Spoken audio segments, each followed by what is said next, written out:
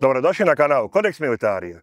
Danas se nalazimo na jednom zbilja posebnom mjestu. Nalazimo se na vojnom aerodromu Željava. Kao što vidite ispred nas, nalazimo se ispred jednog od ulaza, a uskoro ćemo i ući unutra. Želja nam je proizvesti do sad najbolji dokumentarac na ovu temu. Tako. Uspjeli smo se priključiti grupi gospodina Danijela Borovića koji će nam dopustiti da ga ozvučimo i na taj način ćemo moći dobiti dodatne informacije od njega, a na kraju nas čeka i intervju sa samim pilotom. No, ovdje je također naš čest gost na ovom kanalu i na prvoj liniji na Jutarnjem listu, vojni povjesničar i stručnjak za međunarodne odnose Viktor Trumbetaš. Poštovanje. Pa za one koji ne znaju ništa o Željavi, Viktore, da li bi mogao reći par informacija? Pa svakako bi mogu reći, bilo bi mi drago da malo približim ovu bazu široj publici. Naime, radi se o jednom od najzanimljivijih vojnih objekata u bivšoj Jugoslaviji, te najvećem podzemnom aerodromu na teritoriju bivše države. Naime, aerodrom Željava ili ti objekt Klek 505 je jedan od najvećih podzemnih aerodroma u Europi i jedan je od najvećih misterija bivše države koji je ostao njezinim raspadom. Baza je u mnogo čemu jedinstvena, razliku od svih ostalih koje su bile ovdje postojale. Objekt je bio se prostirao i prostire se još uvijek na preko 7 milijuna kvadratnih metara. Sastojao se od 5 aerodromskih pisti, baze za osoblje i nekoliko hangara. Mogao je primiti 60 zrakoplova, ako se ne varam, i to je stvarno čini vjerojatno jednim od najvećih vojnih objekata ukopanih izvan zemlje igdje, ne samo u Jugoslaviji. Tako da današnji nam je cilj zapravo sa turističkom turom obići ovaj objekt, prikazati od čega se on bio sastojao, kako danas izgleda poslije više od 30 godina nakon što je bio napušten i uništen, te istražiti možda još neka neistražena mjesta. Tako da sam siguran da će biti vrlo uzbudljivo. Ostanite s nama, ulazimo unutra. Znači, mi smo, sva četvorica pilota su tu živjela. Za Perešina znate da je preletio u Austriju, znači nije Hrvatska priznata, ali svi smo tu unutra bili. Znači, kad već govorimo o tome, od te četvorice pilota koje su vratili, odnosno uzeli 4 aviona JNA, Perešin ostao u Austriji, ja sam doveo prvi u Hrvatsku, na osnovu toga je nastala poslovačka eskadrila i poslije mene još dvojica kolega pilota, Ivandić i Selak, to ste u medijima čitali, su preletjeli još 2 miga i to je bio kostur na osnovu čega je napravljena prva lovačka eskadrila. Znači na osnovu toga su nabavljeni na crno migovi 21 iz Republika bivšeg Sovjetskog saveza. Tako smo sklopili 2 eskadrile koje smo onda koristili u ratu, Bljesak, Oluja, to je već poznata priča. Znači da nije bilo tih migova, pitam da bi uopće šta imali zrakoplovstvo. To je danas upitno, ne? Gdje je Ivica? Evo, to dvojice pilota koji su preletili, Ivica i Ivandić, dođe da te ljudi vide. Da ne bude priča samo o meni i Rudi pokojnom. Znači, moj kolega Ivica Ivandić koji je poslije sa Selakom preletio, oni su već, znači vojska se povukla odavde i kako se povlačila iz BiH, oni su prebazirali u Srbiju, Ponikve, kod Užica, jedan aerodrom i oni su odatle isti dan.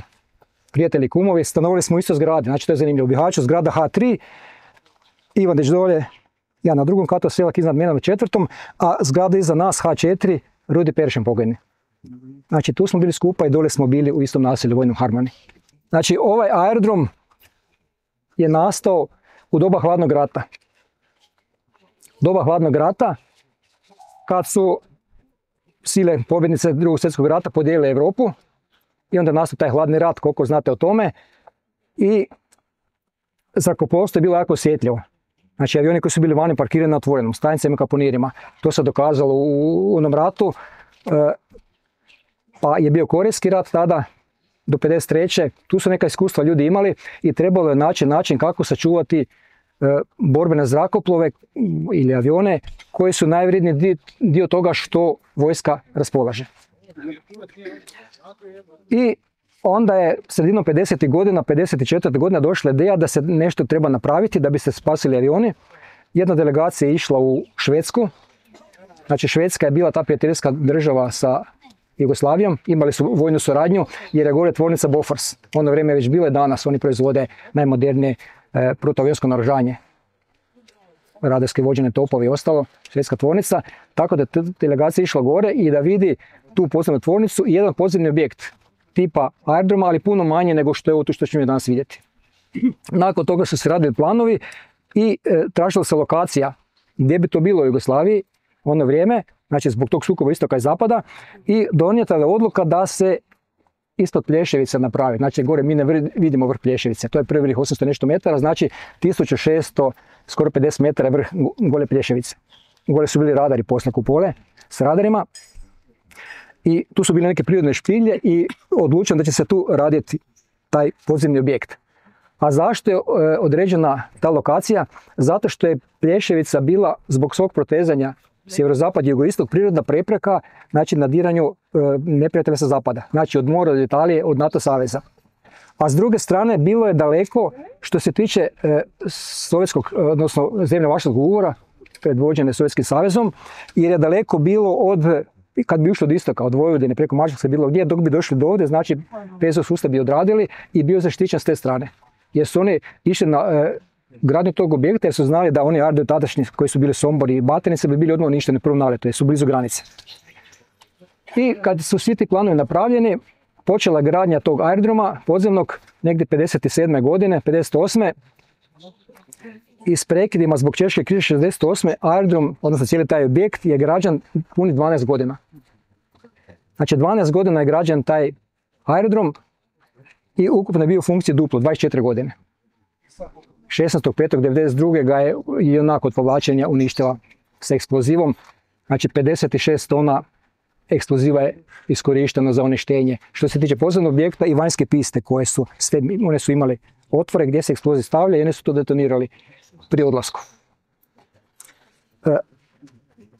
Znači sam aerodrom kad je građen, ova cesta koju smo mi došli od Ličkog Petrovog i dalje ta cesta išla dolje ovim rubom Plješevice, to je jedini put bio tad, nije bilo ovog cesta gore za Bihać. Znači to je bilo još iz doba Austrije, iz Marije Terezije, kako bi rekli.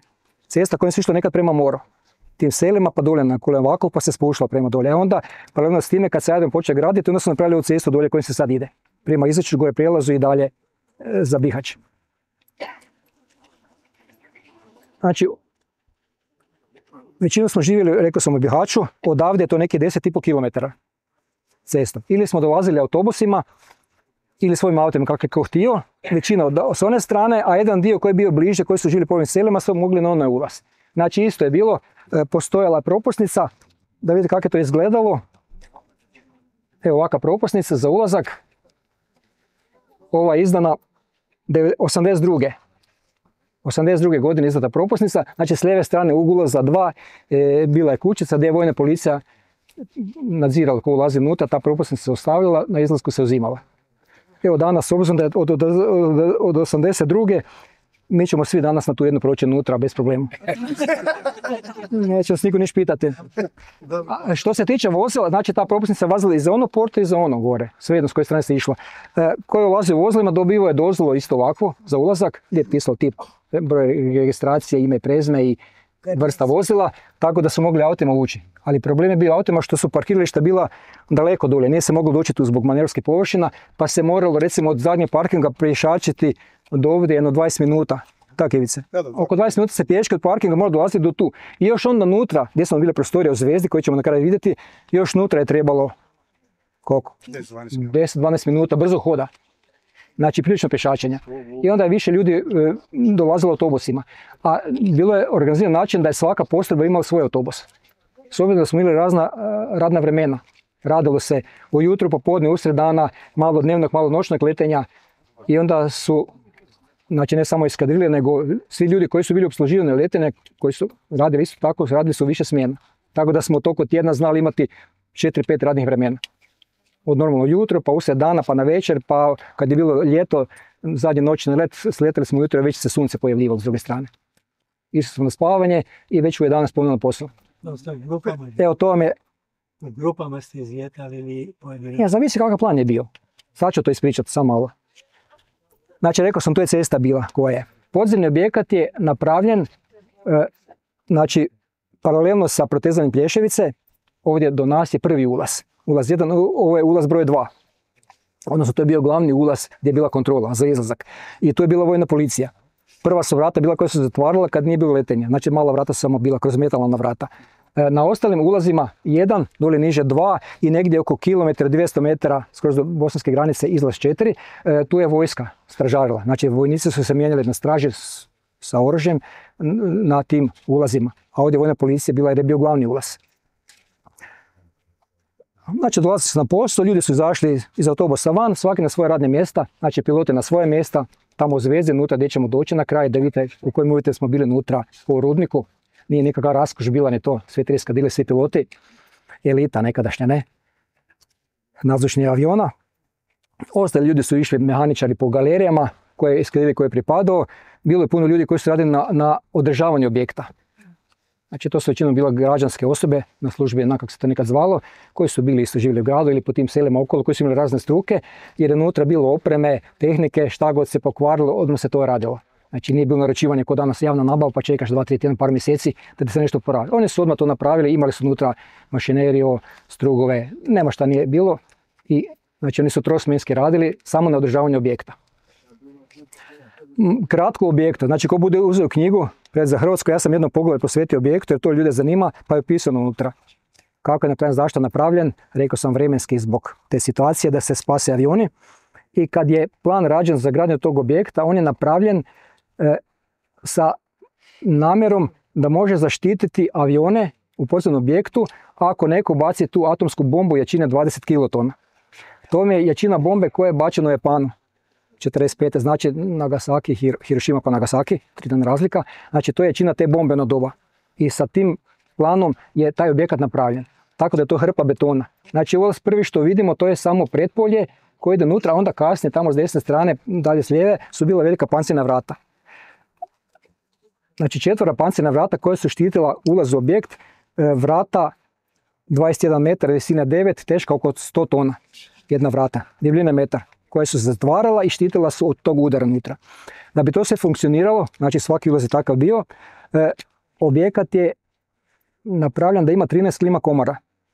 13 klima komora koje su opsluživale sa zrakom, vlažnosti, temperaturom, komplet taj prostor.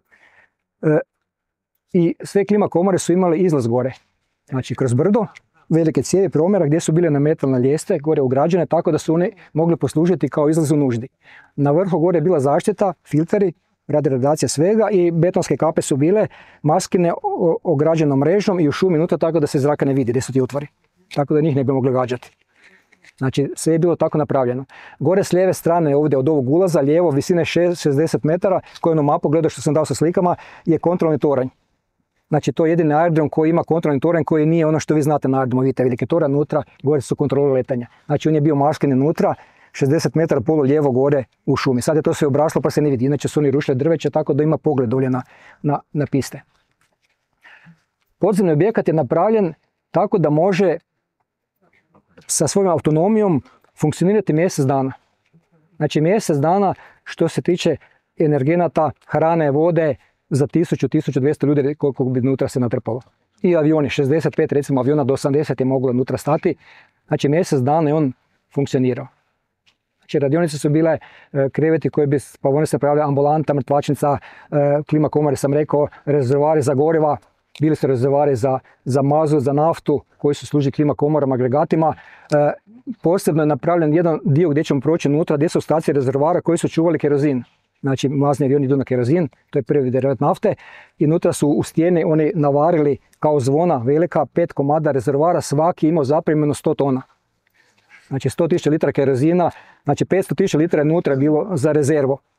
A cijeli objekat je napravljen tako da su se avioni mogli puniti unutra. Svaki na svom mjestu sa strane bio priključak i u slučaju ratne opasnosti svaki avion se mogu puniti na svom parkirnom mjestu. I tegljač ga izvuče van, mogu se pokrenuti i odmah poljetanje. Znači kako su ulazi građeni, onaj tamo, ovaj sljedeći, piste u nastavku koje vidimo sad tako napravljeno da su u osi. Znači ovaj ulaz, odnosno izlaz broj 1, pista broj 3, ova koju vidite dolje, znači ona je u osi. Ona tamo sljedeća je u osi četvorke. Tako je dole na kraju petice koja je na bosanskoj granici, isto je u osi tog pretpolja koji. I znači te piste koje idu prema tamo su samo poletne bile predviđene. Ukupno je 5 pisti ovdje na aerodromu. te tri su, koje sam rekao, četvorka, trojka, petica poletne, a paralelno sa Plješevicom u dubini su još dvije piste. Pista broj 2 koja je istočnije, tamo prema Bihaću gleda, dužine 2,5 km, koja je bila poletna sletna, i pista broj 1, najudaljenija, širina 45 metara, isto 2,5 km dužina. One su znači bili za poljetane sletane, ovisno s koje strane je vjetar, kao i svaki drugi aerodrom, znači odnosno mora se sletati u vjetar. Tako su avioni izrulavali.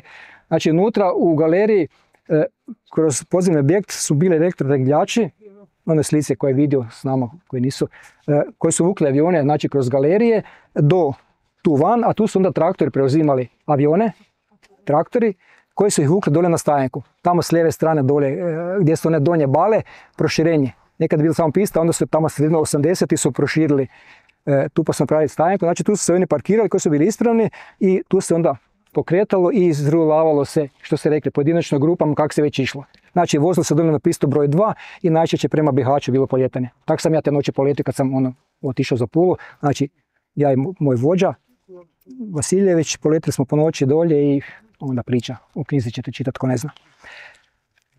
Ako je bio drugi vjetar, onda se izrulavao pa išlo na pistu broj 1. Znači to je tako funkcioniralo u mirnodopskim uvjetima.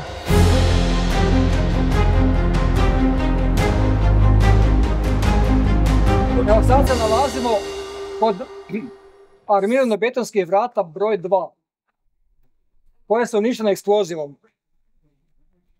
Rekao sam, tako su 4 bila vrata, raspon 21 metar, visine 8,9 zbog repa aviona i teška 100 tona. Koje su pokretane električnim putem, moglo se ručno u slučaju problema sa strujom. Znači vrata su putovala ova s ove strane, moj gdje pokazujem rukom, unutra, na suprotnu stranu, tamo jedna niša koju ćete vidjeti u dubini gdje su se vrata parkirala. To je trajalo, ne znam koliko, pol minute otprilike. U trenutku pokretanja vrata gore su bile s jedne i druge strane dvije lampe crvene i sirena je bila koja je dala isprekidani zvuk, znak da ljudi znaju da se nešto događa. Vrata su krenula, parkirali su se unutra.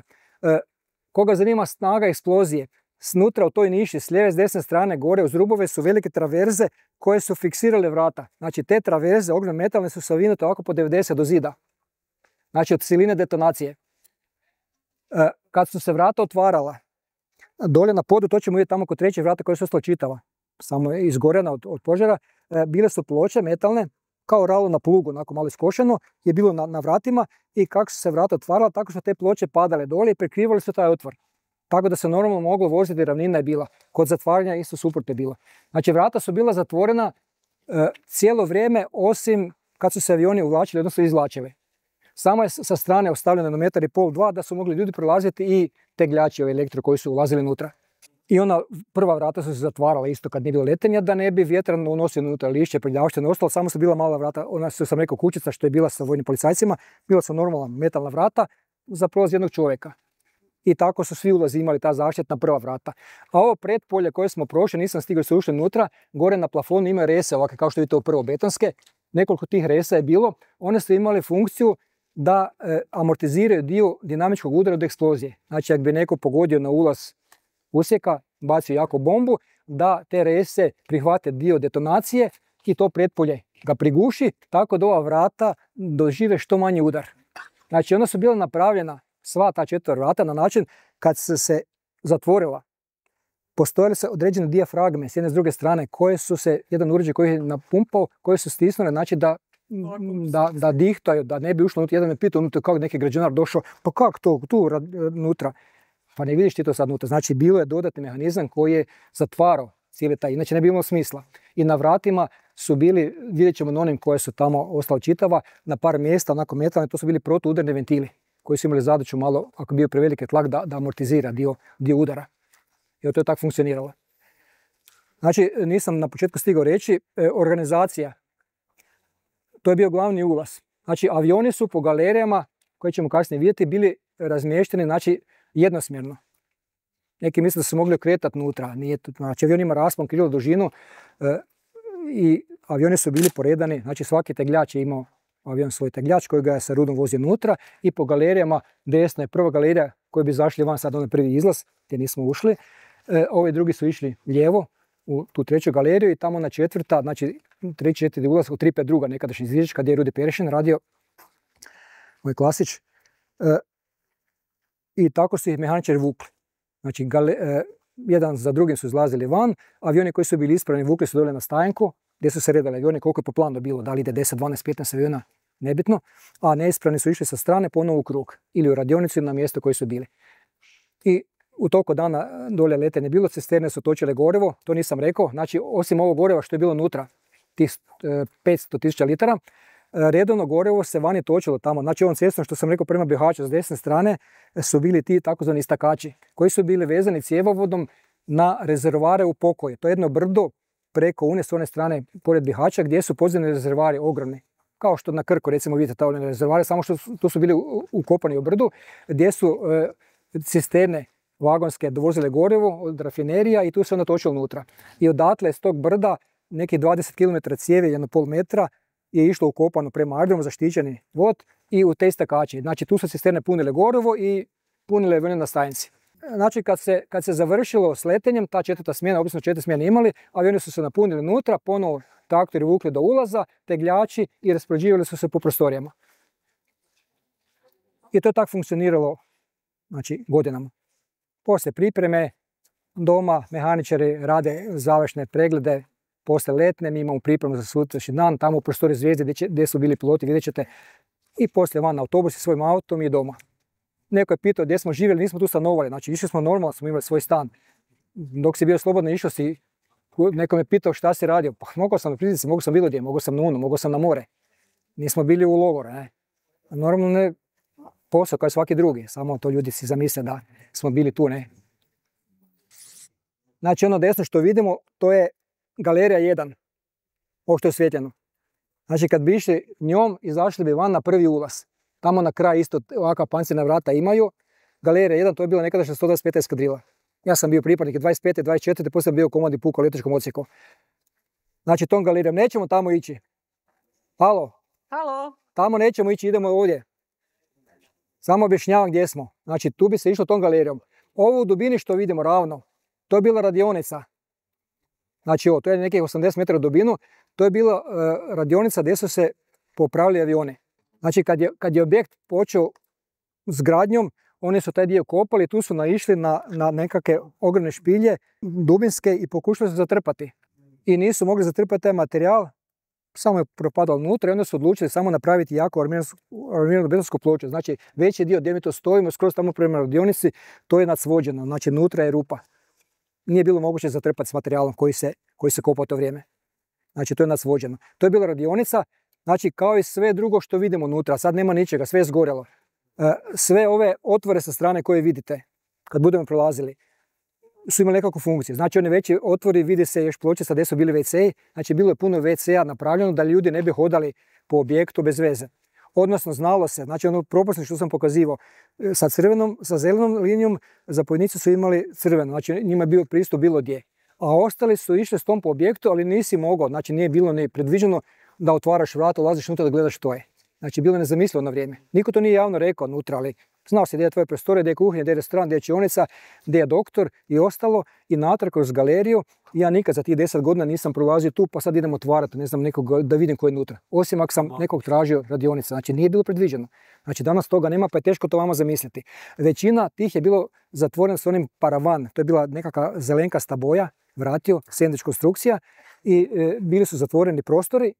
Znači, gdje god nekakva rupa bila je mala, oni su to iskoristili za odlaganje nečega. Znači, većinom će ti gdje su bili WC, gdje su bili klima komore, gdje je bio pristup liftu, to ću sad pokazati, i gdje su bile prostorije za mehaničare po galerijama i tamo Zvijezda i ovi pomoćni prostori koji su bili, gdje su bili agregati, to ćemo proći. I tu radionica. Znači, isto je bila velika vrata, su bila na početku, ona valoviti lim, kao što zna biti na hangarima, i to se zatvaralo. Gore bio transparent, neki 9. kongres, šta ti to rekao, to je na YouTube ko gleda može vidjeti. I vrata su bila koji su ulazili unutra, a kad su primali avione i uzimali, onda se to opet otvorilo širom i bilo je vidljivo. Ima na YouTube-u, ja sam dosta toga snimio 89. tajno s kamerom, pa sam dao dečkima, publicira se to kao, pa to možete vidjeti kako je izgledalo unutra, inače ne bi ljudi ne znali.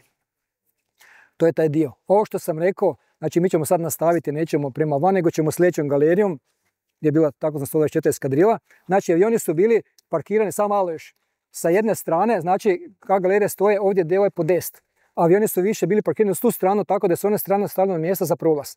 Bili su crte tako da se znalo gdje prolazi. Ovdje vidite s ove strane ventile kojima se puštalo gorivo.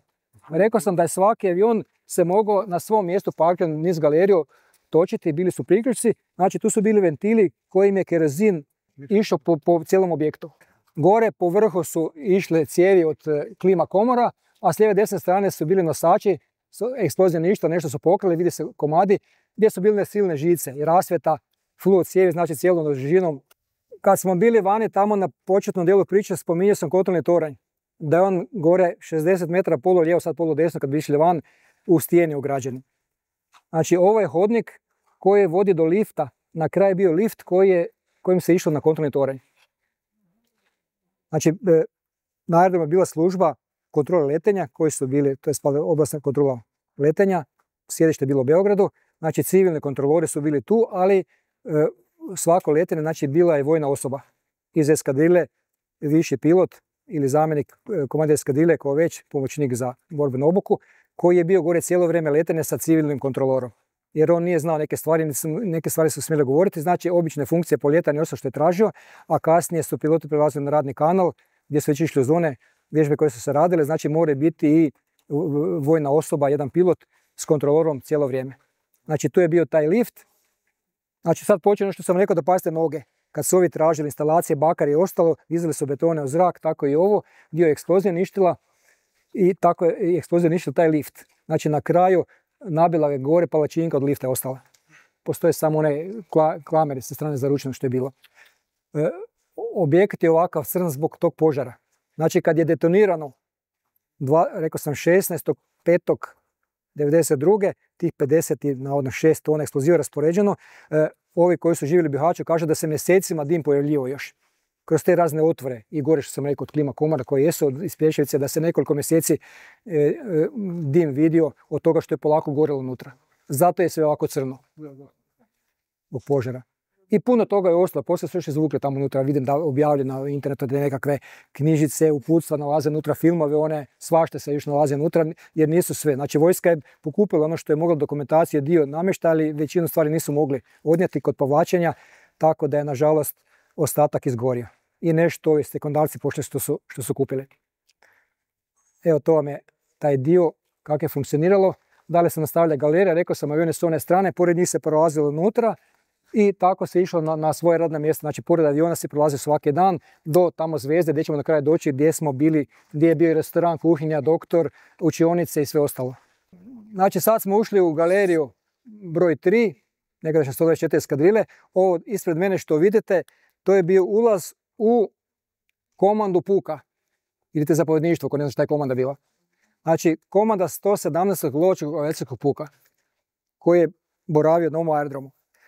Nisam prije rekao, znači aerodrom je tipski rađen svojevremeno za prihvat aviona MiG-21. Mnogi me pitaju koji su sve avioni tu bili. Znači, samo MiG-21 po svojim dimenzijama, ono vrijeme je dogovoreno s Rusijom da se kupuju ti avioni i objekat je nacrtan, znači po dimenzijama, ulazima gore za jedan rep i ostalo po rasponu krila za taj tip aviona. I on je bio za to. Pred rat su počeli ga preuređivati prvu galeriju da dođe MiG-29 s Batinice, gdje smo trebali kupiti još jednu eskadrilu, ali onda rat poremetio. Znači tamo su počeli, tamo nećemo ići, radili su izmjene za dupli rep, ona i ostalo. Znači ovdje je bila komanda puka. Znači unutra su lazili, ovi koji su bili u komandi su išli tu, a piloti su išli dalje galerijom, tamo klaj, imaš gdje smo boravili, gdje su bili pripreme, restoran i ostalo.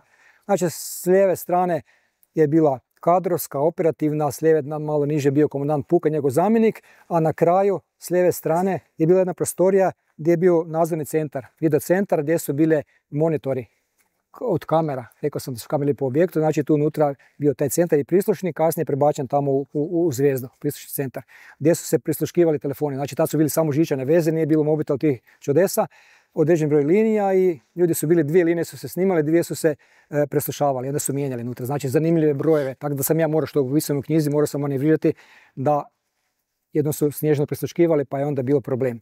A s desne strane tu je bio letački odsjek, ja sam kasnije bio, poslije kad sam prošao eskadrile, zadnje godine sam bio kao u letačkom odsjeku, kao pilot, nastavnik, instruktor letenja. I bio sam vani, poslije bio simulator leta u vanjskim zgradama, tamo sam bio isto instruktor. I taj hodnik, odnosno prolaz, je vezan, može se izaći na onu radionicu što sam spominjao, u pravcu što smo je vidjeli. Znači, to je jedini prolaz. S tim da je bilo zabranjeno prolaziti. Osim zapovjednika koji su bili, znači ostali piloti, bilo koji drugi mehaničari, nisu smjeli krosirati, nego su morali ići redovno dolje i u radionicu. To je bilo tako. I pored toga, znači tu na ulazu iza zavojne vidi se, tu su bila zaštitna vrata, ona metalna slična kao na podmornici, što se zatvara po imenu poluga, hermetička. Znači, bitne prostorije unutra u objektu, bilo je 50 i nešto takvih vrata. Znači, pored ovih velikih pancirnih vrata, još su posebne, unutra dijelo prostorije su štićene sa tim vratima koji su isto hermetički mogli zatvoriti. Znači, onda su redovno bila otvorena, ovako kad su ulazili unutra, bilo su normalna vrata, sve su bili unutra tipa, znači, prostorije su bile napravljene na način da su rađeni paravani sa onim sendvič konstrukcijama ona doba, plavofarbani, i ne do plafona, nego do visine otprilike 2,20. Tako da, recimo, gdje smo bili unutra, čuješ razgovor, onda smo slišavali jedni druge. Ovi se zezaju, ovi je sastanak unutra, onda se čuje razgovor i onda smo se dovikivali. Tako je bilo u prostoriji gdje smo piloti bili unutra, sve 3 eskadrile. Znači, čuli su se govori. I onda kad smo imali pripremu, onda smo kolege slišavali unutra kako su nešto drugo imali i to je tako funkcioniralo. Ostale prostorije, isto koji vidite sa strane, uz rubove razne, su bile, znači tu su bile, ako nisu otvori klima komora ili WC-a, bile su razne radionice. Znači, ljudi koji su održavali objekat. Mehaničari, strugovi su bili unutra, sva oprema, varioci, ovdje na ulazu su bili požarci, oni su i vani imali, znači tu su vidjeli požarci koji su provjeravali objekte i sve do što je bilo, znači za održavanje aviona. Vidjet ćete dalje unutra, sa strane kad budete vidjeti te otvore. Znači, sve je bilo pokriveno, za neke stvari nisam ni znao što je unutra, tek kasnije se vidi kolika je to bila opća dubina prostora. Nisi mogao znati i ko je to sve bio. Znači, ovdje je jedan od otvora gdje je bila klima komora. Ukupno je bilo 13 klima komora koje su objekat opskrbljivale sa određenom vlagom, temperaturom i svima ostalim. I, znači, bila je filtracija zraka, unutar filtrator zraka su imali. Znači, to je bilo zatvoreno, gore je išao cijev po nosačima promjera. Negdje je bilo 50, negdje čak mislim 70 cm fi su bili profili cijevi koji su išle gore po sredini i onda se račvalo niz galerije na jednu drugu stranu i tako dalje. I onda opet bočno prema prostorijama su tanje cijevi ulazili u prostore gdje je klima slala ono što je proizvodila. Projektiran je na način da je temperatura održavana 22 stupnja tamo gdje su ljudi boravili, a u prostorijama koje su bila tipa skladišta, da nije bio stalni boravak, je bilo 18. Radi racionalizacije, naravno. Znači, cijeli objekat je bio u tom režimu temperature. I to je radilo besprekorno. Znači, kad se prelazilo unutra, recimo dok smo išli na posao, ako se nije radilo na avionima, samo su bočna svjetla, diskretno svjetla, tako da je bio polumrak unutra. To je djelovalo onako nekako ko SF filma nekako, naučna fantastika. Čuješ samo neki razgovor, u daljini neko prolazi, jeka koraka, vidiš te nekakve sjene, svjetla, točkicu svjetla, znaš kamo moraš ići i lagani šum te ventilacije unutra. Uređaji se nisu čuli, to je bilo zaštićeno, te agregate, znači samo se čuo šum unutra, strujenja i to je sve te godine onako djelovalo nezamislivo. Imaš osjećaj kao da si u nekakvom filmu, nestvarno. Sa one strane, kako su bile klima komore, na onom ulazu bili su priključci, kad je recimo cisterna došla sa gorivom, recimo ili mazut ili koji je već bio D1 ili ostalo za ove agregate za civilni šofer je doveo na ulaz, vojni vozač je preuzeo vozilo, ušao unutra, prikopčio ga tamo na priključak i stovali se unutra, jer su bili tamo gdje ćemo učiti, gdje je agregat. Tamo je bio još jedan rezervoar 50 tona, jedan 300 tona, koji je držao gorivo za te. Znači, kerozin je bio posebno s druge strane galerije. I tako su oni točili unutra i svi agregati su radili na to. Šoferi nisu... Ne, samo na ulazu staje unutra i nije mogao unutra. Vozač vojni je ušao u pretpolje, unutra spoji ga tamo gdje su priključci bili na onom ulazu 3. Istočili su i tako su oni u ciklusima dovozili to gorivo. To se puno trošilo. Znači, unutra su bili, gdje ćemo vidjeti tamo u ulazu, jedan agregat koji je, rekao sam, autonomija je bila mjesec dana. Aerodrom je napravljen na način da ima autonomiju što se tiče struje. To je bilo jako bitno. Znači, 2 agregata su bila DIT1, DIT2, jedan je bio 625 kW, jedan je bio 1000 kW. Znači, 1000 kW i prije početka noćnog letenja sva instalacija, znači cijeli objekat i vanjsko napajanje, osvjetljenje, komplet stajenke i piste dolje prebačeno na agregat.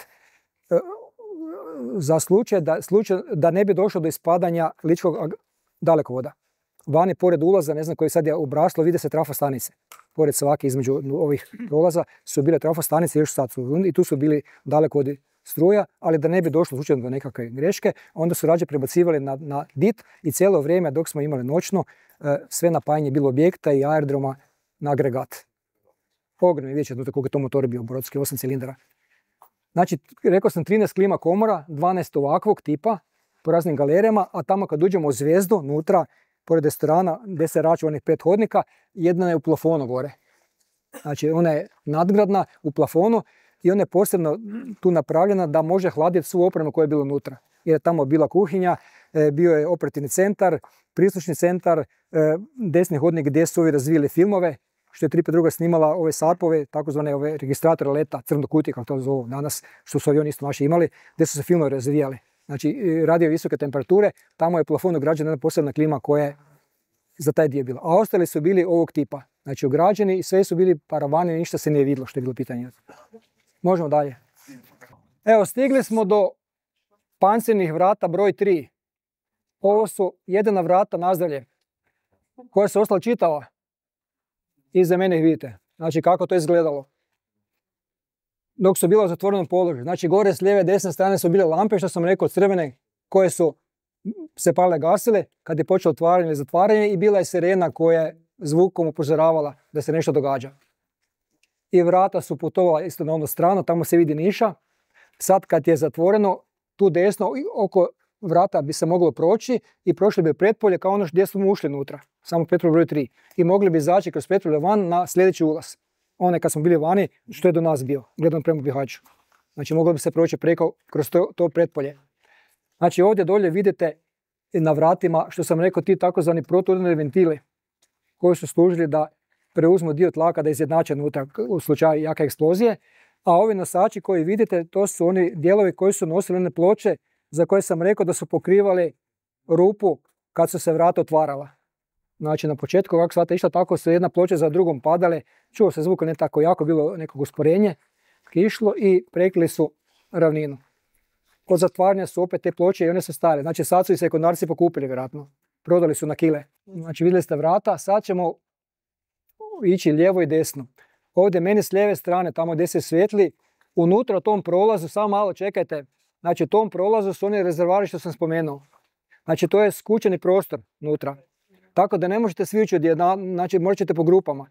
Kad uđete unutra vidjet ćete kako to izgleda, znači suženi prostor i zamislite se ono doba, znači 50. godina, kojom tehnologijom to neko radi unutra. Znači oni su morali komade pločevina unutra obličene i variti ih na mjesto.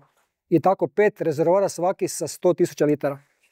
Neko me pitao za to, znači jedan rezervoar, drugi, treći po redu je bio pun goriva. I njega nije eksplozija razvalila. Znači ovo je sve koška nisla unutra, makar debeli plin, ne, željezo to zapravo ploča. Znači on je bio pun goriva i on je ostao čitav. I kasnije su ovi sekundarci krali to gorivo. Čak je bio nozen kamion, unutra su lazili, čak i dijelovi željeza fali. Znači da su autogeno donosili unutra pa su dijelove željeza rezali dole, prebodavali. A to gorivo koje su uzimali, rekao sam, znači kerozin, mazno gorivo, to je prvi derivat nafte. U to vrijeme cijela Bosanska krajina gore do Kladoše su se vozili Golf i ostali auti, ono doba, svi su se vozili za, ne znam, smiješnu cifru, dok nisu to potrošili. Evo, to je ta priča. Znači, pazite, unutra, pleh vidi se vrha unutra, pogledajte kako je to izgledalo. U slučaju nužde tih 500.000 litara kerozina koje se spremalo u slučaju ratne opasnosti, ako bi vanjski cjevovod bio oštećen, pa se ne može napuniti, onda bi unutra mogli jedno vrijeme se puniti avioni s tim gorivom. Znači svaki avion, to sam rekao, neko me pitao, svaki MiG-21 mogao je natočiti 2750 litara kerozina. I podnijeti gore. No, i pilota. I pilot išao s njim. Znači 2750 litara kerozina, unutrašnje rezervoare. I još je mogao staviti potkrilne, znači svako krilo još 500 litara i pottrupni rezervoar 800 litara. Kako je mogao dužinu letjeti, koliko sati? Koliko daleko? Koliko sati? A zavisi. Moglo se to gore potrošiti za 25 minuta, moglo trajati sat, sat i 5, sat i 10. Zavisi od visine leta, zavisi kakva vrsta leta unutra. Ako je nisko, dole veći otpor, i ako nema po ruti na velikoj visini gdje je manji otpor, duže trajalo. A ovako kad se radi o brzinski, visinsko letenje, to let nam je trajao 22 minute. Ali za 22 minute, znači odavde svoj pista broj 2 se poljetalo, dolje prema moru, iznad Trogira ubrzanje, zaokret oko Splita, natrag ubrzam do 1.4, 1.8 maha, recimo skinem gas, probio sam zvuk, znači skoro dvostruko, i do Rakovice spustim, sletim dolje u Bihać 22 minute. I otišlo 2200 litara kerozina. I tak puta broj pilota, puta broj vježbi, a to mora biti tako, ne? Radi trenaže. Znači to ste vidjeli sad kako su rezervoari bili s ove strane, ovaj agregat što sam govorio, znači manji rezervoari su unutra gdje je bilo gorivo za klima komore i pogon svega ostalog, a s lijeve strane je taj uređaj DIT što sam rekao koji je proizvodio struju od 1000 kW ono vrijeme, to ogromna snaga bila za to vrijeme. Znači agregat je, vidi se kad uđete unutra, prstene gdje su žice kojega je motor pokretao, a iza njega u nastavku je motor, brodski motor je praktično to. 8-cilindrijski brodski motor veliki koji je okretao taj agregat koji proizvodi struju. I to je bilo sve natrpano tu unutra. I dodatni rezervoari, oprema. Pazite, malo je neravno.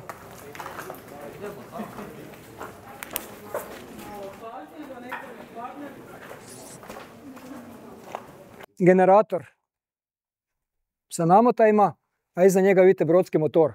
8-cilindrični brodski motor koji je pokretao taj preko reduktora generator koji je proizvodio tih 1000 ono vrijeme kilovata struje.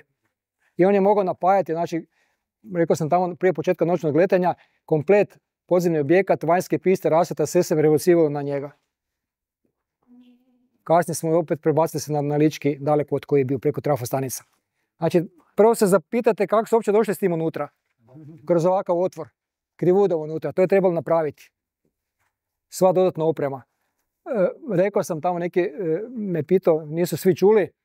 Znači, po nekim podacima negdje 85, a neki kažu podaci i preko 90% opreme. Znači, sve opreme koja je ograđena u ovaj aerodrom objekt je bilo i u proizvodnje. Znači, minimalno što nisu imali je bilo strane proizvodnje, sve ostalo bilo i u proizvodnje. Nekad je bilo tvornic, znači od Slovenije nadalje Hrvatska, svi su imali nekakve, od elektronske industrije, strojeva, Končar, samo Zagreb što ima unutra. Svakakve su firme bile. Znači sve se radilo, imali smo vrhunske firme ono doba i znači oprema je bila domaća u ondašnje države, ne. Znači to je funkcioniralo. Evo to su ostaci detonacije, eksplozije tog agregata i treba se zamisliti da je to bilo 50. godina. Znači u drugom dijelu 50 godina je to napravljeno. I radilo besprekorno 24 godine dok nisu eksploziju uništili. Znači kako je bilo posloženo? Baza ima svog zapovjednika, komando je ostalo, PUK 117, gdje sam ja bio, imao svog zapovjednika, komandanta, zamjenika i ostali dio eskadrile i objekat. Znači sam podzemni objekt imao svog zapovjednika. Zadnji i bili su, bio Srbi svojevremeno i jedan od zapovjednika jedno vrijeme je bio naš gore Zdenko Jančić Međimurec. On je bio pri kraju jedno vrijeme zapovjednik tog podzemnog objekta. Imali su svoje prostorije unutra i on je bio zadužen za sve vezano uz što je bilo unutra, sigurnost, održavanje. Znači ti ljudi koji su održavali sve, čim se nešto pokvari, odmah se radilo, požarci su imali svoju ekipu vani, koji su imali svoj opet način kome su bili podređeni. Pilotski sastav naravno išao po ovoj strukturi pukovskoj. Održavanje je bilo, znači mehaničar isto radionica, sve bilo pod pukom. Ovaj dio je radio po svojoj šemi i trosmjenski, znači svi su radili po smjenama. Ako se bilo što dogodi, uvijek je bila jedna ekipa koja je odmah mogla napraviti što treba. Znači nije bilo čekati, nije se moglo čekati unutra, ne bi mogao se zrobljen objektu. Evo, to je taj dio priče, možemo polako u galeriju. Na početku galerije broj 4. Zadnje galerije, odnosno najistočnije kad se gleda, unutra kad smo gledali sa Stajenke prema Plješevici, znači lijeva najdalja galerija koja ide prema istoku, prema Bihaću gledano. Kad bi njom skroz išli dolje, dosta je dogačka, to nisam rekao na početku, da, dobro sam se sjetio. O podzemnom objektu vani kad sam govorio. Ukupna dužina, znači hodnika, galerija, svega skupa pomoćnih prostorija je negdje oko 3700 metara. S tim da je ova galerija najduža, pola kilometara. I kad bi išli van, polu lijevo kreće i onda ulazimo u pretpolje i onda ona je najduža tamo do ceste glavne i spaja se na onu cestu što sam rekao prema Bihaću što ide. I točno na tom dijelu gdje je sjecište tog izlaza dole pretpolja i ceste je granica sa BiH i tamo je ploča postavljena. I u nastavku tog pretpolja, kako sam rekao da su piste u ravnini, trojka, četvorka, petica, znači u nastavku ta pista broj 5, ona pripada pod BiH i pista broj 2 koja je paralelna s Plješevicom, znači istočnija, najveći dio te piste broj 2 je od Bosne i Hercegovine, a veći dio aerodroma je pod Hrvatskom. I to je bila sudbina zapravo što nije mogao poslije živjeti jer je bio na granici, znači nije mogao imati namjerno nekakvo. Ali da ga nisu uništili, recimo sva ta oprema se mogla iskoristiti, znači s obzirom na tehnologiju, tu smo mogli proizvoditi, na primjer, šampinjone za po Europe. Da niš drugo, ne. Idealni uvjeti bi bili tako. Vukoć je bilo šta, znači pa cijelu Europu bi hranili time. S minimalno ulaganja, ali eto, neko je odlučio to uništiti i imamo samo beton, nažalost. Znači to je ta galerija. Četvrta, tu su bili avioni 352 eskadrile. Znači tu su bile 2 borbene eskadrile, 24-25. Ja sam bio u jednoj drugoj, Ivandić je bio u 24. pripadnik, a Rudi Perešin je bio pripadnik 352 izviđačke. Znači tu su bili njihovi avioni u toj galeriji. Izlazili na četvorku pa su i onda vukli skroz na ovu stranu.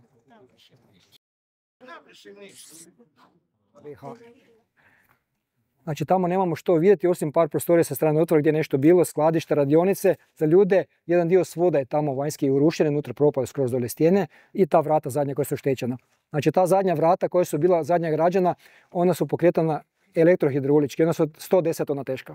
Ova su 100 tonska, troje. Tako da ćemo mi otići sad još gore do te zvijezde koju sam spominjao. To je bio, zvijezda je bila centar, odnosno mozak objekta čitavoga. Znači zove se zvijezda zato što je s desne strane, to je još malo gore, je hodnik unutra i onda se grana se 5 krakova, kao 5 hodnika, prostorija, pa onda liči kao na nekakvu zvijezdu, tako se zvali, zvijezda se to je pisalo. Zvijezda gdje je bilo smješteno, znači s lijeve strane kad uđemo unutra, prvi prostor lijevo je ulaz u kuhinju, odnosno restoran. Ima 2 ulaza iz strane, znači tu smo jeli. A nasuprot toga je bila ambulanta, mrtvačnica i na kraju unutra lijevo, kako se grane hodnici, prvi lijevo hodnik je bio prostor gdje su bili svi piloti. Znači to je vama nezamislivo, jedan užni hodnik unutra, tu su oni bili paravani, bili su prostorije za zapovjednike, zamjenike, pomoćnike i 3 učionice gdje su bili piloti. Prve, druge eskadrile i te 352, znači 3 eskadrile. Svi smo bili u tom prostoru.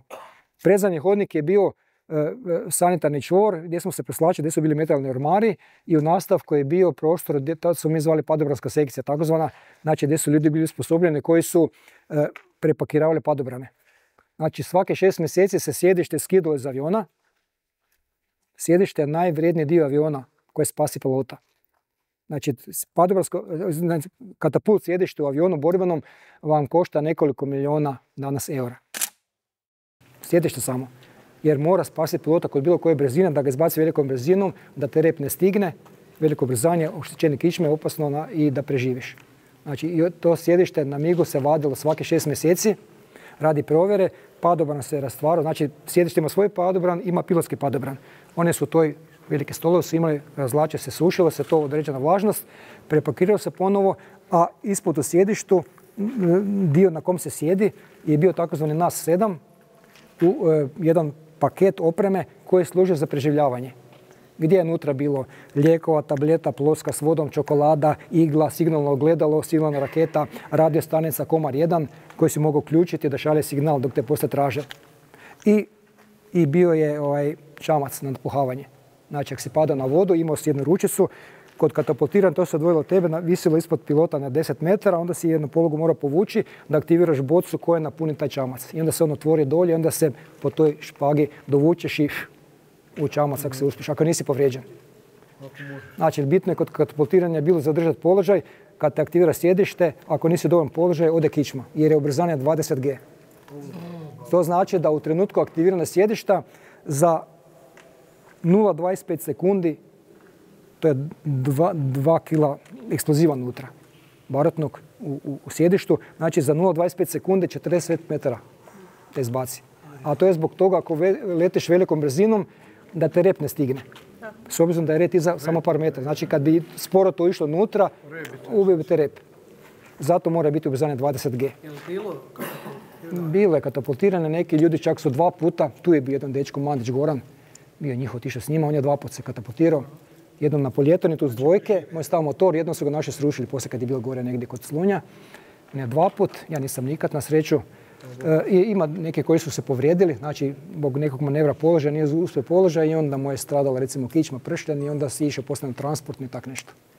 Tako da je bilo svakakvi događaj. Bilo, znači u mirnodopskim uvjetima, tu koliko sam ja bio, tih 10 godina, rijetko da je koja godina prošla da nismo bar jednu katastrofu imali. Rijetko da nije neka pogibija bila, a nekad smo imali par, recimo u ovoj knjizi baš, što ima, unutra sam ja pisao događaj, 91. je nekoliko ljudi poginulo prek ljeta samo bez rata. Jedan je po noći se vraćao i zamijenio Bihać i Korenicu, prek puta dolazio Slunja gore i dao mu je u krug, kontrolor, kako ga ne vidi unutra, ovo je krenuo u krug i pokupio plješicu na 700 metara. Makedonac, Đalev Roman. Jedan drugi je sa Selakom. Kolega, spominio sam ga vani, ne. Išli su u Kuler Vakuf, u zoni, vježbe rade i samo je produžio dolje i gotovo. Ni danas ne znamo zašto. Znači, ginulo se normalno. Par puta toliko godina. Nekad je bilo par godina, ali to je rijetkost, da nije bilo ni jedne katastrofe. Znači, to je taj ulaz u zvijezdu što sam je spomenuo. Znači, mozak ili centar podzemnog objekta, odnosno cijelog tog puka borbenog 117. S lijeve strane prvi prolaz koji će biti je restoran kuhinja. Znači, tu smo normalno dolazili na obroke. Znači, kakav je bio princip? Prije leta moraš se najesti. Ajde, ovdje on. Unutra kad krenemo, neće biti prilike pa ću vam sad ispričati. Znači, pilot se mora najesti, postojali su letački obroci. Mi smo to zvali letački doručak, je blok je pitalo. Bez obzira da se ga je popodne na večer, pred noćno letenje, ali bio letački doručak kao, to je tako bio nekakav naziv kolokvijalni. I piloti nazočni aviona su imali pravo na 2 obroka. Svi ostali piloti vojni su imali samo jedan taj letački dodatak. Naravno, to se otplaćao do zimala, nisu da kroz plaću. I onda se trebalo najesti. Znači, prije leta išlo je unutra tamo preslačeni u učionicu, staviš stvari, to obrok koji već imao, presvučeš se letačko u restoran na taj doručak, na navodni objed i onda preko puta u ambulantu na pregled. Znači, svi piloti koji su bili planirani za letenje morali su obavezno proći liječnički pregled. Znači, da te liječnik vidi da si ispravan, izmjeriti tlak, ako imaš neke tegobe, ako je neko malo previše popije, onda ga maknu, tako mora popričati i on potpisuje listu i prije pripreme završne tamo komandiru i zamjenik koji već vodi pripremu, znači status svi piloti koji su u planu letenja taj dan su morali biti čekirani. Nisi mogao otići, ne. Nakon tog pregleda i obroka išlo se u učionicu, unutra tamo što sam rekao lijevo gdje smo svi bili i unutra je bila izvršna priprema, znači zadnja priprema prije letenja, to traje otprilike 40 minuta, 45. Za to vrijeme dok smo mi radili pripremu, stari pilot je išao van ili 2 na avion, išli su izviđanje vremena. Znači prije toga da se vidi u tom rajonu gdje je bio predviđen letenje, kakva je situacija, da znamo koji plan će se letiti dnevni, odnosno glavni ili rezervni. Ako je loše vrijeme, instrumentalno i ovaj koje su već bile. Mi smo imali za to vrijeme pripremu, nakon toga kupiš opremu, kacigu, sve što je trebalo, anti-G odijelo i klaj pješke kroz galeriju, tamo najkraćim putem dolje do stajenke. Znači dosta hodanja. Ali je bilo bolje nego unutra boraviti. Ovi koji su cijelo vrijeme bili unutra po tonijanskom rasvetu nije bilo baš ugodno. Znači onda smo bili vani cijelo vrijeme i kad se završilo na kraju opet unutra, preslačenje, priprema, analiza leta tog dana, priprema za sutra i čekamo kratnog vremena kad se ide na autobus. Ja sam najčešće išao autom pa sam ranije znao otići, ovi su čekali bus jer se moralo čekati mehaničare koji su morali avione pospremiti unutra, sve pripremiti za sutra i onda se išlo doma. I tako iz dana u dan.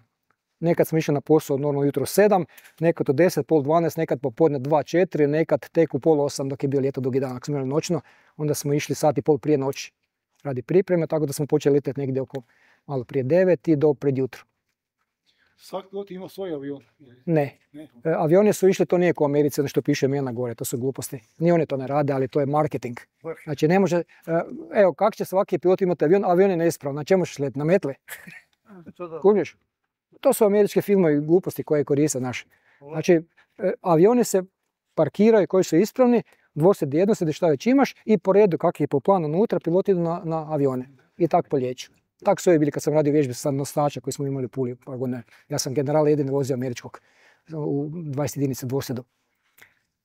A to je ono, fore, imena gore što piše, to je naš marketing malo i tak za ovaj film, unutra za motivaciju i to. Jer jednostavno imaš ti radova na avionu koji su brzo gotove, imaš kad su drugi pregled nakon 200 satni, recimo nemaš aviona mjesec, 2, 3. Šta će osjetiti tamo unutra? Puk kao postrojba sačinjavala su tri eskadrile. Jedna eskadrila je ustrojbeno imala 23 do 25 pilota. Znači ona ima manje. Znači 20 do 25 pilota je ustrojbeno s tim da ono doba kad sam ja bio nikad eskadrile nisu bile popunjene. Uvijek je bilo manjak pilota. Bilo nas je 17, 18, 19, prek 20 to je bila rijetkost. A inače, po teoriji, znači po jednom avionu moraš imati 2 do 2,5 pilota. Znači to je teorija. 2 do 2,5 pilota po... Znači ne može svak zeka. Radi dinamike, lata bilo čega. Znači ne može jedan pilot letjeti stalno unutra. Znači moraš imati rezervu unutra. To je klasika unutra. Znači ovdje je bilo, rekao sam sad koliko ljudi otprilike je bilo, eskadrila je imala 15 aviona. Naša formacija. Znači 12 je bilo najčešće jednosjeda i 2 do 3 su bila dvosjeda. Znači svaka eskadrila mora imati dvosjed radi obuke. Znači radi obuke mlađih pilota i radi održavanja trenaže starih pilota. Ne smiješ imati veliki prekid u letenju. Postoji propisano točno koliko smiješ imati prekid u broju dana. Po danu, po noći, instrumentalno, vizualno i prema kategoriji osposobljenosti. Znači piloti su bili kad završi 5. kategorija i onda stjecano iskustva 4., 3., 1., 2. I onda kad si prva, najsposobljeniji pilot i kasnije imaš zlatni letački znak i tako dalje. Znači ja sam tu bio pilot prve kategorije osposobljen, ali to traje par godina osposobljenje. Znači po završetku školovanja akademije još nekoliko godina treba da pilot postane borbeno operativan, znači po svemu ono što može taj avion. Znači nije to odmah kao naši misli. Kupili smo avione, pošalješ u Francusku, ne znam, 12 mjeseci je to gotovo. Još godina će oni peglati to, da savlade opremu. Recimo Rafale, preskačem malo. Znači Rafale ima sve sad na tipkama, znači na gasu i na joysticku koji je tu. Znači više nema po kabini ko što smo morali mi ga uključivati, isključivati uređaj. Znači na te dvije pozicije što sam rekao, ukupno je ugrađeno 32 funkcije. Znači pilot mora savladati sve to ono ko, kako bi rekli, tablica množenja, zbrajanja. Znači pogotovo kad se negdje leti unutra, ne smiješ fulat nešto. Fulaš je ode raketa, 3 miliona ode bez veze. Znači to je to. Znači trenaža i zato su bili dvosjedi. Svi to mora imati radi održavane trenaže. Kad odeš na godišnji prekid je i recimo piloti mlađi koji su bili poslije većeg prekida, da li je 10 dana, 14 ili koliko već 30 za stare pilote, ako ti je veći prekid ili bolovanje, bilo što bude ili godišnji, moraš poslije toga najmanje jedan let na dvosjedu. Znači ne možeš na jednosjed. Da si ne znam, da si bio komandant puka, zapovjednik eskadrile, bilo što, ako ti je veći prekid sa pilotom koji je nastavnik letanja, instruktor koji je trenaži, s njim najmanje jedan let ili 2 je veći prekid. I onda poslije opet na jednosjed. I onda su ljudi koji su brinuli o tome, su vodili računa, mlađe pilotu ostalo, letanje se kombiniralo tako da niko nema veliki prekid.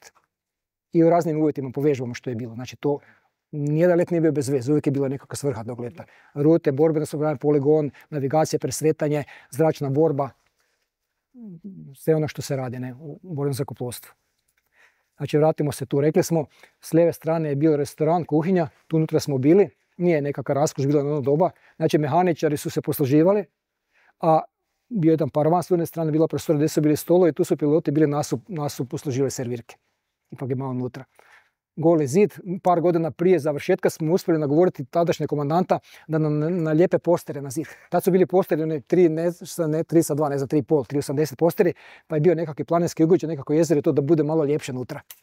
Jer te dosadi ono jednolična zelena boja. Tamo bio izlaz, rekao sam, lijevo bilo prostorije sve 3 eskadrile, padobranska, ovo ravno sad u nastavku, kad budemo došli do onog kraja račvanja, gore u plafonu, ona klima komora što sam je spomenuo, koja je jedina bila ugrađena na plafon radi hlađenja cijele opreme. Znači u dubini tog prolaza je bio operativni centar. Znači središnji centar gdje su sve informacije dolazile, podaci sa radarskih postaja, znači svrhnike, Splješevici i ostalih. Unutra je bila ona planšeta što se vidi na filmu. Nekad su oni vojnici bili koji su naopačke crtali unutra situaciju. Neki su čak dolazili koji su bili u toj funkciji, znači koji su sposobljali, znači možeš na onoj planšeti naopačke pisati slova, slušalice, ovaj ti je stalno javljao cijela situacija, je bila karta i avione, pozivne znakove, visina koja je bila i on je onim masnom kredom na toj planšeti cijelo vrijeme se crtali, po smjenama su se mijenjali. I tako se pratilo cijelo vrijeme. Ko sad što gledaš na monitoru. Sjedišta su bila radio stanice unutra, telefone za vezu, znači kad je bilo neka razigravanje, ratna situacija, znači tu su dolazi komandanti unutra, zapovjednici i odatle se vodilo sve iz operativnog centra.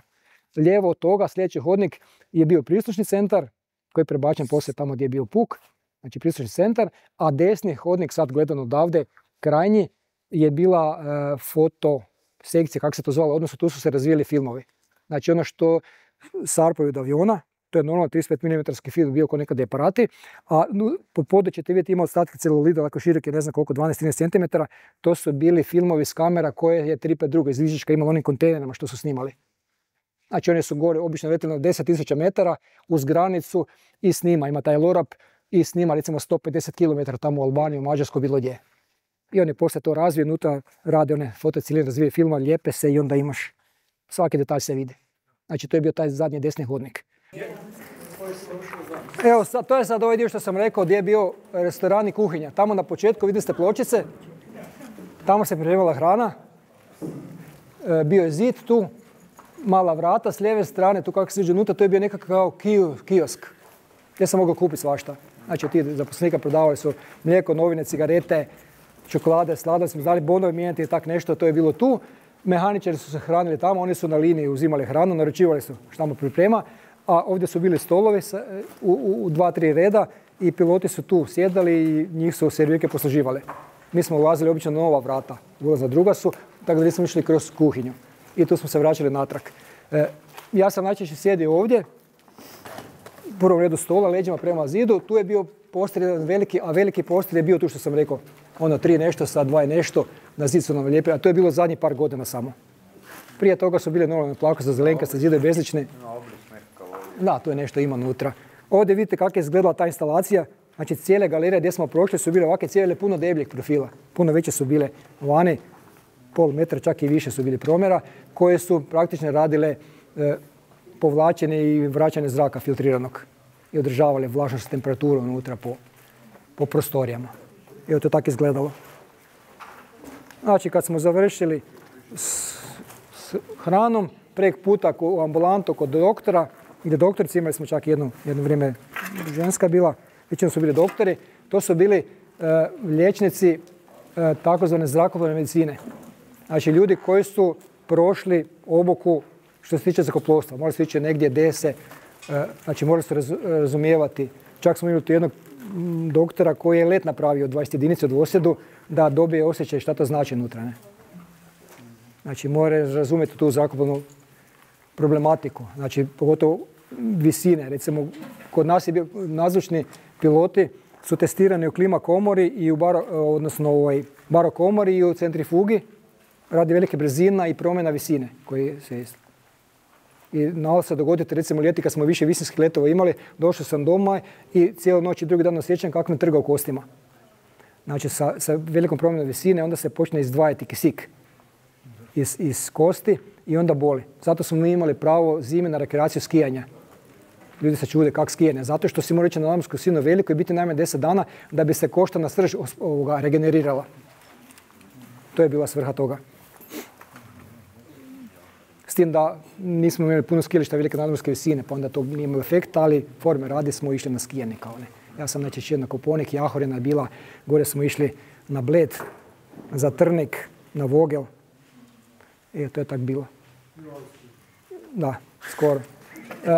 Tek pri kraju smo dobili, ne znam, krajem 89. gdje smo mogli putovnicu dobiti. Prije nije bilo putovnice.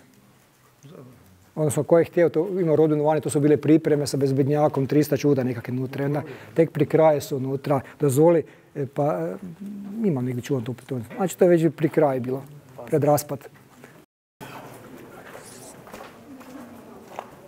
Znači, ovo gore, iznad mene, ta smo imali plafon. To sam spomenuo, znači 13 klima, 12 je bilo prizorno tipovi veliki, ova jedna je bila zbog vlaženja, ovo sve nalikljeno pri tim centrima, ostalima fotosekcije, znači ugradili su klimu u plafon. I eksplozija je to uništila.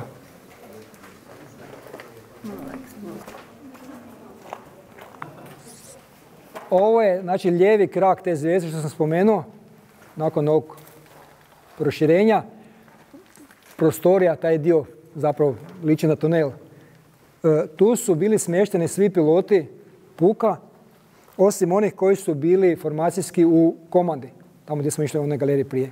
Znači manji dio, svi ostali piloti su bili u ovom prostoru. Evo, nije nešto veliko. Znači tu kako se zid širi, to je bio paravan zid, do visine rekao sam oko 2,20, išao skroz dolje i tu su onda bile kancelarije.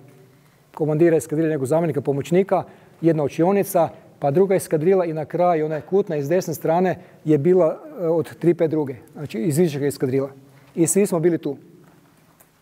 Dobro, nismo svi radili isto vrijeme, znači obično se onda dogodilo, u ponedjeljak kad je bio normalan dan, onda su se zapovjednici dogovorili kako će biti radno vrijeme kroz tjedan, da ne bi sve eskadrile radili isto vrijeme jer bi bilo previše opterećenje na stanici, odnosno za logistiku koje služe letenje, pa smo se onda dogovorili jedna eskadrila će to vrijeme ili dvije, a treća posebno je Brnto. I tako su onda kombinirali toko dana. Tako da nismo svi bili tu, ali većina nas je bilo unutra i onda je zbog paravana i glasu se čuli i teško je bilo funkcionirati. Ali znači elita tadašnjeg zrakoplovstva, borbenih aviona, nazočnih, evo u kakvim uvjetima se živjelo. Ne? I ja sam tu znači, hodao 10 godina, od 82. Kad sam poslije Beograda završio preobuku, 10 godina u toj rupi. Znači tu smo došli unutra, svaki, od svega što si imao, znači učionica, unutra su bili stolovi, znači kako su ušli unutra s desne strane prema vama je bila školska ploča standardna i onda su bili stolovi naredani, oni klasični sa 3 ladice koje si imao, ključ, tu smo imali opremu, te nekako dokumentacije koje si imao unutra i aktovku koju je nosio, to je bilo sve. I tamo u ovoj sljedećem hodniku smo imali ormare, metalne nutrokrilne, gdje si imao svu ostalu opremu, kacigo, jaknu, kožne, čizme, sve što je bilo, znači letačka oprema i ostalo, smo držali u tom ormaru. Znači tamo se išlo na preslačenje ili poslije, ili prije pripreme, prije liječnika i na kraju kad se završilo opet smo se vraćali unutra, priprema za sljedeći dan i preslačenje ili prije preslačenja poobratno unutra, opet u klasičnu onu uniformu, kravata, košulja standardno, kad je sve bilo gotovo i onda van opet tamo do gdje smo počeli razgovor, gdje je autobus čekao. I možemo polako prema van.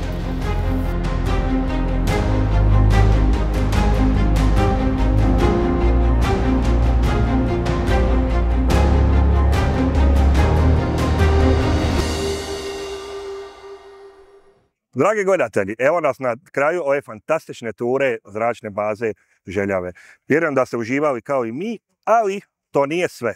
Ovdje pokraj mene je jedna od živućih legendi hrvatskog zrakoplovstva, gospodin Ivica Ivandić, koji dobro poznajete iz emisije Prva linija, u kojoj gostuje zajedno sa mnom. On naravno pokriva zrakoplovstvo, a ja uživam u svakoj njegovoj emisiji. Možda je najrelevantnija za ovu temu ona o MiG-u 21, koja ima ja ne znam koliko stotina tisuća pogleda do sad. A gospodin Ivica Ivandić stvarno ima pokriće da govori o ovim temama, jer on je bio jedan od pilota koji su služili u ovoj bazi. Pa gospodine Ivandić, što za vas znači Željava onda i u današnjem kontekstu? Kako se osjećate kad uđete u nju? Pa Željava je za mene, kad sad sa ovim odmakom od 30 i više godina, mogu reći bila prva tvrđava mog života. Znači to je bilo prvo mjesto ono gdje sam se osjećao siguran i kompletan, gdje sam možda proveo i najbolje svoje pilotske godine u toj mladosti, znači gdje sam kao mladi pilot iz akademije došao sa 23 godine, letio sljedećih nekoliko godina intenzivno, gdje su me ljudi koji su ovdje bili, moji stariji kolege, naučili zaista kvalitetnim stvarima, kako se to radi, kako biti pilot, kako poštivati struku, kako poštivati znači, druge ljude, kako se prema, da kažemo, i ratu i povijesti svog naroda odnositi ono sa poštovanjem. Željava je bila vrlo profesionalna, da tako kažem, organizacija cjelokupna, vrlo dobro ustrojena i sami ste rekli visoki standardi koji su bili u njoj. Da li vam je zaista kao pilotu bila želja doći služiti u tu bazu, da li je to bio neki pojam u ono doba? Pa Željava je bila pojam zaista u ono doba, znači doći na Željavu ovdje, to je bila želja, ne da kažem svih, ali većine pilota koji su završili akademiju na MiG-ovima. Te godine kad sam ja završio akademiju, mi smo od 13 pilota bilo raspoređeni 2 grupe. 6 pilota je trebalo doći ovdje u Željavu, 7 pilota je otišlo u Prištinu. Ja sam kao pilot u mojoj generaciji znači mogao birati Bihać i ja sam izabrao Bihać i Željavu da dođem tu da budem pilot na Željavu. Odlično. A ako se ne varam, ovdje su bili smješteni oko 60 zrakoplova najviše maksimalnog kapaciteta. A smještena je dosta centralno ako se gleda prostor bivše Jugoslavije. Stoga, što mislite, zašto je ona bila, za djelovanje na koju stranu je bila usmjerena? Da li više prema moru, prema unutrašnjosti, zapadu ili možda istoku? Što je pokrivala? Pa bila su znači 3 aerodroma u bivšoj Jugoslaviji koji su radili takozvanu protuzračnu obranu teritorija sa avionima. To je bilo znači Bihać ovdje, odnosno Željava, bila je Batajnica i bila je Priština. Bihaćki aerodrom je možda pokrivao najviši teritorij, znači pokrivao je, ajde da kažemo, sve to istočno. Istočna linija je bila negdje Požega, Sarajevo i dolje prema jugu. Recimo izlazilo je to negdje na dolinu Neretve. Cijeli taj zapadni dio je bio za zaštitu, Bihaćki puk je bio za zaštitu zračnog prostora, znači prema zapadu, prema sjeveru i prema jugu. Znači i Jadransko more najvećim dijelom i znači prema Italiji, a i prema Mađarskoj, odnosno Austriji, gore prema sjeveru. Imamo 5 pisti ovdje u Željavi, što je zapravo izuzetno puno. Koliko je moglo simultano zrakoplova poletjeti ili sletjeti, ako su bili spremni? Da li su sva 3 puka mogla poletjeti ili... Da, tu smo imali 3 eskadrile i bile su 3 piste koje su izlazile znači iz ovih usjeka, odnosno iz samog podzemnog objekta. Direktno, da. Sad, u slučaju stvarne potrebe, znači i kad smo mi simulirali to u vojnim vježbama, avioni svake eskadrile, otprilike po 8 aviona, bili su parkirani u ovim usjecima. I iz tih usjeka se radilo po pokretanje motora i polijetanje na zadaću. U stvarnim tim vježbama nismo toliko polijetali znači sa ovih pista koje su bile iz usjeka, nego smo vozili obično na pistu broj 2. Međutim, moglo se polijetati, dežurna para je normalno polijetala sa piste broj 4 koja je bila široka tih nekih 14 metara i nije bilo znači nikakvih prepreka, čak sa ove piste broj 3 avioni su mogli polijetati u paru jer je bila dovoljno široka. Znači, aerodrom je bio tako organiziran da smo istovremeno mogli polijetati sa 3 mjesta bez da bilo ko kome smeta po različitim zadaćama. To je stvarno impresivan kapacitet za neprekidne zračne operacije gdje su zrakoplovi konstantno u zraku. I zapravo ja i ne znam drugi primjer, možda vi znate iz bivše države, ali imati 3 vojne piste nezavisne jedna od druge na jednom mjestu je... Priština je imala isto 2 rulne staze, odnosno 2 rulne staze i 3. je bila pista. Isto su se te rulne staze mogle koristiti za polijetanje u slučaju nužde. Međutim, ovo bi bilo najbolje usporediti sa, recimo, nosačem aviona sa 3 katapulta. S tim da smo mi mogli izvesti veći broj operacija polijetanja nego sa nosača aviona. Naravno. I otprilike broj aviona koji je bio ovdje stacioniran na aerodromu Željava odgovara nekom broju aviona i helikoptera koji se nalaze na nosaču aviona. To je po kapacitetu, znači, otprilike bilo isto. Jednog ogromnog nuklearnog. Je. A kad smo kod nuklearnog, meni se čini da je glavna svrha ove baze baš bila u doba hladnog rata, kad su nuklearna oružja kad su se širila na sve veći broj država, da se osigura preživljavanje u slučaju nuklearnog udara, ne toliko konvencionalnog. Da li mislite da je to... Pa aerodrom je napravljen, znači cijeli objekat je koncipiran da može znači preživjeti nuklearni udar određene jačine. Međutim, treba znati da ako bi došlo u slučaju nuklearnog udara u blizini aerodroma ili na samom aerodromu, da aerodrom više ne bi bio u uporabi, ali da bi ljudstvo i tehnika najvjerovatnije preživjeli taj nuklearni napad. Znači, vi ne možete nastaviti rat nakon nuklearnog udara, jer vjerovatno je rat već završio. Međutim, to je davalo jednu određenu dozu sigurnosti i motiva ljudima koji su ovdje radili da i u slučaju nuklearnog udara će u najvjerovatnije preživjeti nuklearni udar. Znači, ljudi nisu pomišljali na to da dignu ruke od svega i pobjegnu, da kažem, od svojih obveza i odgovornosti. Sigurno daje jednu dozu sigurnosti kad znate da je ono najgore što neprijatelj može napraviti i vi to možete preživjeti i nastaviti tu borbu. A opet ovih dana u Iranu vidimo da su oni pribjegli sličnim rješenjima i nismo sasvim sigurni koliko je i ono najjače što Amerikanci mogu dovesti, oni probijači bunkera od 13,5 tona, nisu sigurni da su napravili odgovarajući učinak. Neki kažu da jesu, neki da nisu, ne ulazimo sad u to. Ali da vam se čini da je ovakav koncept, ova današnja događanja, da su zapravo opravdava na neki način ulaganje u njih, da ovaj koncept preživio test vremena. Pa uvijek možemo pisati povijest kad je se ona već desila. I dobro je planirati, dobro je imati planove, dobro je imati ljude koji razmišljaju dugoročno, međutim, svaki rat postaje stihija i postaje anarhija na kraju.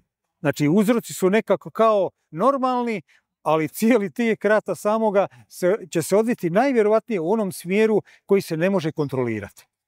I ako mi možemo kontrolirati ratni ishod, onda možemo i planirati što za taj rat pripremiti. Međutim, evo i Domovinski rat i ovaj objekat kad je bio napravljen, nije bio uopće napravljen za sukob takvog karaktera kao što se odvio na ovim prostorima. Međutim, uništilo ga je šta? Uništila ga je ljudska glupost. Znači, sa tom količinom snaga i sa tom količinom eksploziva s kojim je uništen ovaj objekat, bilo je potrebno puno manje da se on brani i sačuva.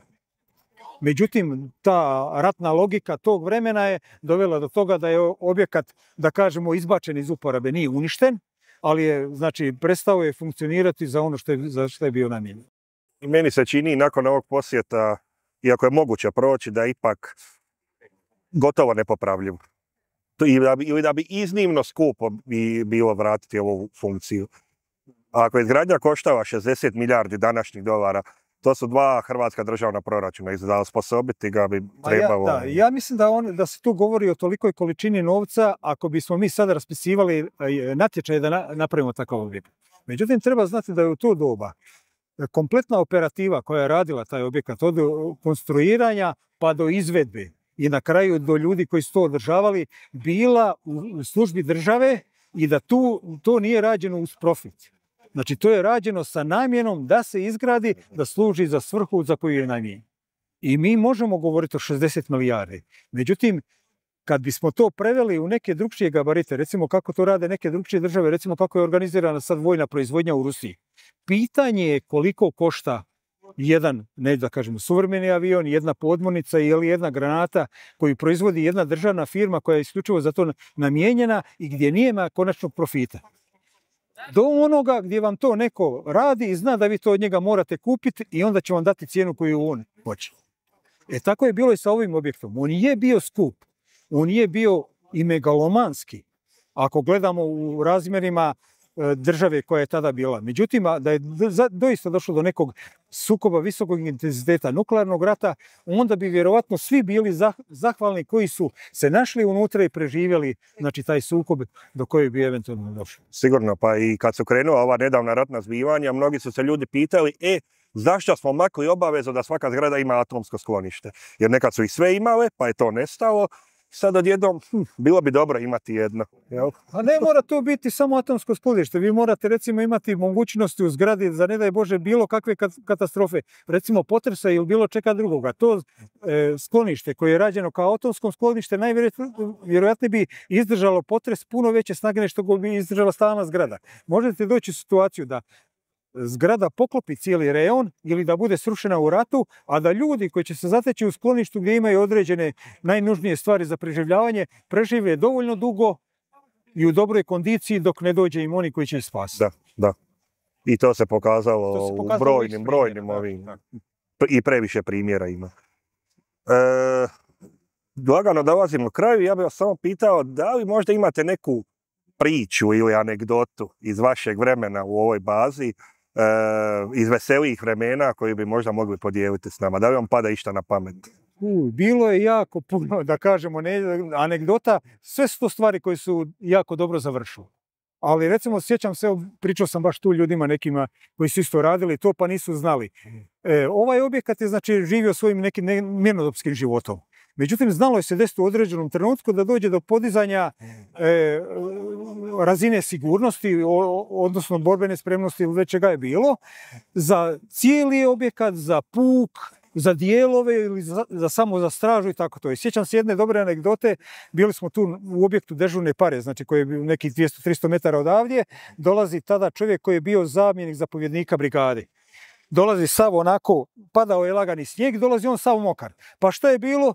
Pa kaže, krenuo sam, kaže, kroz usjek broj 2 da uđem, kaže, unutra u objekat i kaže, ugašeno je bilo svjetlo, kaže, reflektora. Vojnik je samo u jednom trenutku rekao, stoj, ja sam rekao, stani, pita on ko je, ja kažem, zamjenik zapovjednika, on kaže, lezi i puzi. I on je puzao neki 200 otprilike metara skoro do njega, ovi po snijegu, da bi se na kraju ispostavilo da su vojniku rekli da je povišena stupanj borbene spremnosti i da jednostavno nikoga ne pušta blizu. I natjera zamjenika zapovjednika. Natjera zamjenika, tu nije bilo znači više ni ko je zamjenik, ni zapovjednik, ni bilo što drugo. I bilo je puno tih stvari. Imali smo tu i domaćih, da kažemo, ovih naših životinja tipa medvjeda, vukova i svega ostaloga. Bila je tu jedna stijena iza dežurne pare uz koju su obično znali ispeći nekog janjca ili odojka i tako to.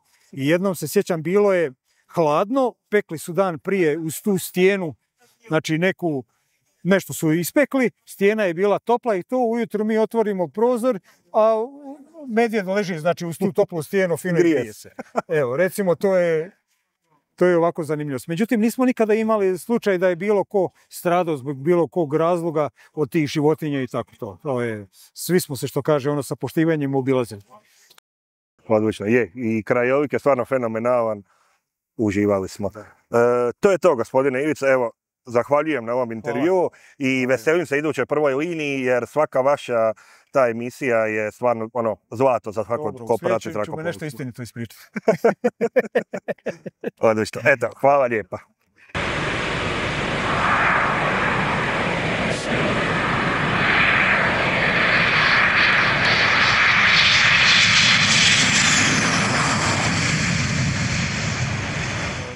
Danas imamo posebno gosta na kanalu Codex Militarija. Radi se o jednoj istinskoj legendi hrvatskog ratnog zrakoplovstva, hrvatskom Top Gunu, gospodinu Danijelu Boroviću. Poštovanje gospodine Boroviću i iznimno nam je drago što vas ovdje vidimo. Hvala. Htjeli bismo pitati vas nekoliko pitanja koja se tiču ove baze koja do sad možda nisu bila odgovorena. Naime, publiku bi zanimalo koja je strateška pozicija ove baze Željeva, na kojem pravcu su bila usmjerena njena djelovanja? Da li je to prema Jadranu, da li je to kompletno za obranu BiH ili možda na sjevernom pravcu u smjeru Hrvatske i Slovenije? Znači, zrakoplovna baza Željev, odnosno aerodrom Bihać, je bio ono vrijeme kad je građen, planiran za djelovanje i na jednu i na drugu stranu. S obzirom da je on nastao u doba hladnog rata, konfrontacija snaga, a Jugoslavija je bila nesvrstana država i postojala opasnost od napada istoka i od zapada. Tako da je ona koncepcijski postavljena, znači Plješevica je bila prirodna prepreka napada sa zapada, NATO saveza preko Jadrana. Na vrhu Plješevice je bio radar koji je imao veliki domet, osmatrački i mjerenje visine, a sa istočne strane opet je baza bila zaštićena jer je bilo vidljivo skroz otvoreno preko Slavonije do Mađarske i rumunjske granice. Do Varšavskog pakta. Znači, bila je namijenjena za jednu drugu stranu. S tim da je kasnije takav puk MIG-ova 21 bio u Batinici, a on je bio otvorenog tipa i njega je bilo lako uništiti. A zato je baza napravljena da avioni budu zaštićeni u podzemnom objektu. Baš vezano za taj podzemni objekt, sad se nalazimo na ulazu u samu bazu, u jednom od njenih hodnika i recimo zanimalo bi nas, je li baza bila namijenjena za još neki drugi tip aviona ili je bila striktno namijenjena za recimo MIG-ove 21, jer vidimo po ovim usecima bi najviše odgovaralo recimo MIG-ovima sa jednim mojim repom iza, a recimo MIG-29 je imao dva vertikalna stabilizatora. Znači, kad je to građeno krajem 50. godina, koncepcijski bio namijenjen za MIG-21. Znači, već se ranije znalo da Jugoslavija kupuje MIG-21, počeli su se već prije nabavljati i onda je građeno, znači, za njegove dimenzije. Nacrt je bio takav, zato ima jedan rep i dimenzije objekata su, znači, tipski samo za avione dimenzije MIG-21. Jedno pitanje je vezano za obranu same baze. Znamo da je baza imala protuavionske topove i tako dalje, ali u to doba hladnog rata kad ste vi bili ovdje, koja je bila, ajmo reći, najveća opasnost protivničkog naoružanja za ovu bazu, osim nuklearnog naoružanja?